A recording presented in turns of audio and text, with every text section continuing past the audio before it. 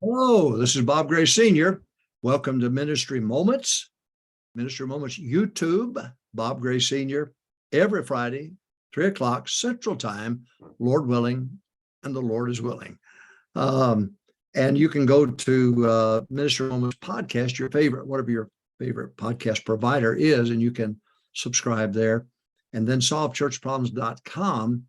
We're working and revamping solvechurchproblems.com. And so there'll be a lot of extras there that I think will be of help to you. Every Friday, 3 o'clock Central Time. It's not a sermon, you and I talking. And it's brief, to the point, and hopefully something will be a blessing to you and a help. Today, I had a conversation with one of our graduates from our college, and he said, well, Pastor, I don't have a paid staff to do some of the things that you did. And I reminded him that my first church, I had 40 drive-in and 50 on the bus. We had 90 altogether. And we had 2 buses that we ran. And they ran almost every week. Miss Gray and I used to go out with a salamander heater and heat those buses on a Saturday night, make sure they weren't frozen up. Jack Lewis was a one-legged deacon. What a great man. What a great man.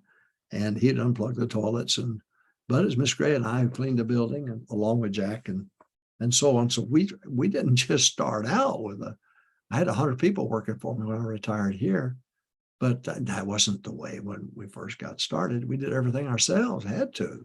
In fact, truth is, first church I pastored, I mowed lawns and shoveled snow in order to take care of my family. So I do speak from experience on this. And so I hope that you'll listen. Let me help you with this thing about building a staff. Can I do that? All right. Number one, do everything yourself at first. Do everything yourself at first. When you begin, just make me mind, you're going to do it all and do it all. That way you can confidently say to somebody when you hire them, I've done this one, so I can help you with it. So do everything yourself at first. Number two, use laymen who have a heart for a particular ministry. Use laymen who have a heart. Jack Lewis had a heart for that building. He wanted those toilets cleaned right and unplugged and so on and so forth. Jack, what a blessing he was. What a blessing he was. I remember one time we went soul winning, knocked on the door, and this couple had 5 kids, and boy, they were rambunctious. And so we taught the silent partner thing. And so Jack took the kids into the living room, and they were tearing things up. I went in the kitchen, talked to Mom and Dad. All of a sudden, it was just silence. It came from the living room. And I thought, what in the world? I finished in there, led them to Christ. And then we left. And I said, Jack, how'd you get those kids to sit there and be quiet? He said, oh, it's simple. I unscrewed my leg. He said, they sat there and stared at me the rest of the time while you were leading them to Christ. I loved Jack Lewis. What a great man he was. I said, building a staff. Number one, do everything yourself at first. Number two, use laymen who have a heart for a particular ministry. You'll find somebody who has a heart for the bus ministry, and use laymen. Use laymen. They have a heart for it. You put them in charge of the PA. Put them in charge of the ushers. Put them in charge. You're not talking about paying them. We're talking about giving them responsibility because they have a heart for it. And so I said, number one, do everything yourself at first. Number two, use laymen who have a heart. Keep your eyes open for laymen who have a heart for a particular ministry. Next, discover laymen with God-given abilities. Discover laymen with God-given abilities. Song leading. I love to sing, and I sing in the shower. My wife's had poodles all these years. And the last poodle she had howled when I'd sing in the choir. And I'd say, tell that dog quit howling. She said, you quit singing in the choir, in the shower, and he'll quit howling. Now I'm just saying, do everything. You're talking about staff now. And thank God for a godly staff. But number one, it didn't start out that way. So we've got to start at the beginning. So do everything yourself at first. Everything. Number two, use laymen who have a heart for a particular ministry. I changed the oil in the buses in the early days. We took the salamander heat out there to make sure that they didn't freeze up on us. We cleaned the building, put the songbooks back in the racks like they should be, made sure that we had a horse trough for a baptistry. We'd have a regular baptistry. So I had to make sure horse trough heater, put that thing in there, make sure it's warm and ready to go. So building a staff, do everything yourself at first. Okay. Don't be a big shot. Don't try to be a big shot. Do it all. Do it all yourself. Number two, use laymen who have a heart for ministry. When you see somebody has a heart for some, Pastor, can I take care of that? Well, absolutely. Then you help them. Discover laymen with God-given abilities, musical abilities, mechanical abilities. There might be electrical abilities. We used to hand out a stewardship thing in the back where we're in the back, they would check off what they were good at, electricity, like a plumber or whatever it might be. I wanted to know that. All right. Number four, spend time developing them. When somebody says they've got a heart for a particular thing, well, spend some time with them. It would do you good to walk around with them and learn from them. If it's electrical or plumbing or whatever it might be. Spend time with them to help develop them, let them know. And by the way, I would name drop from the pulpit too. I want to thank Jack for what he's doing. I want to thank so-and-so for what he's doing, and so in the middle. You can do that. You've got to do that. You're letting the church know that you're appreciative for everybody that has a God-given ability at what they're doing. So we're talking about building a staff now. You can't run out and hire 100 people. You got to start from the beginning. Number one, do everything yourself at first. Use laymen who have a heart for a particular ministry.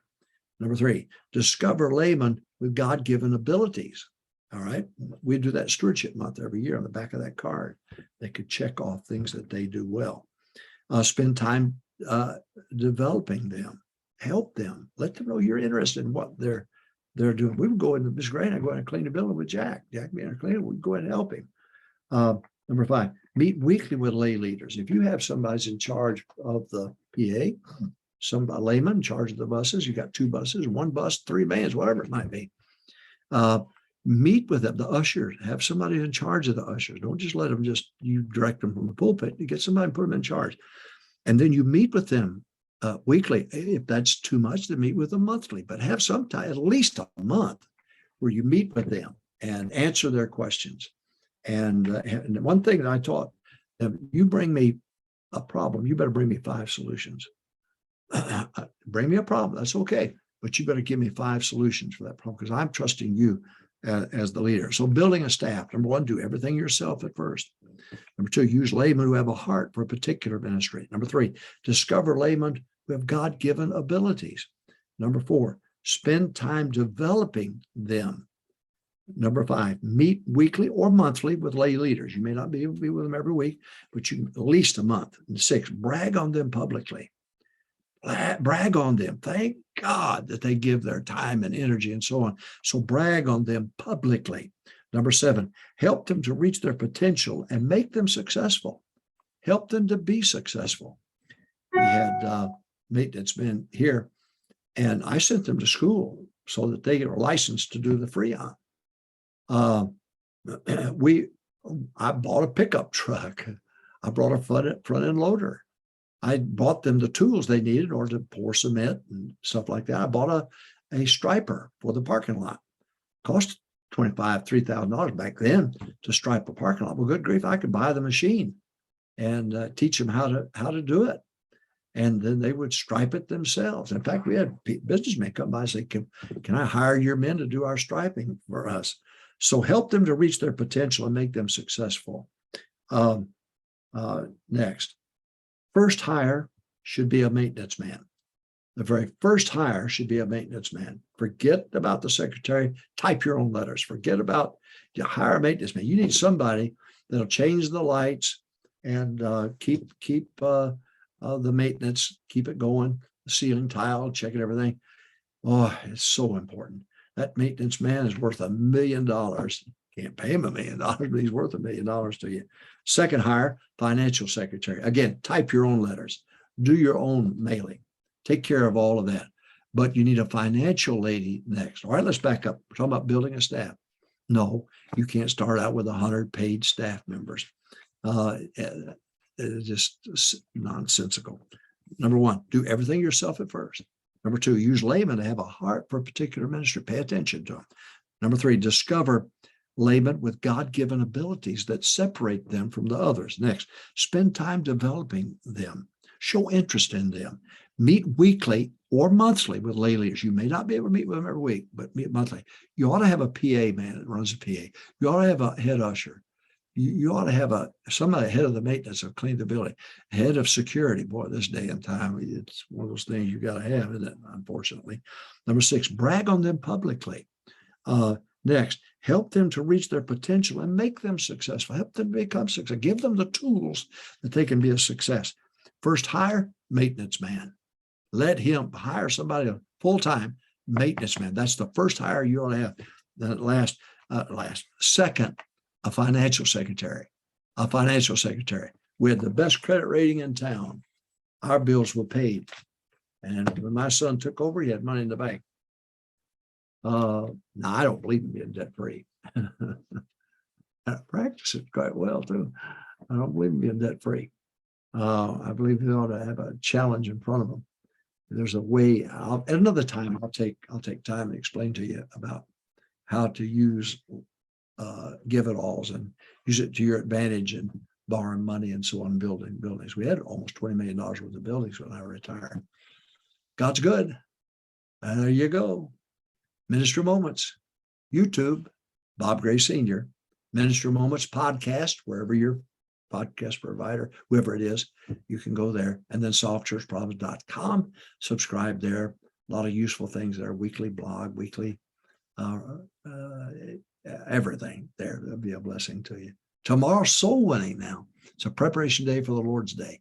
Let's win souls. Let's line up our guests, our converts, and get them here on Sunday morning for Sunday school. God bless you.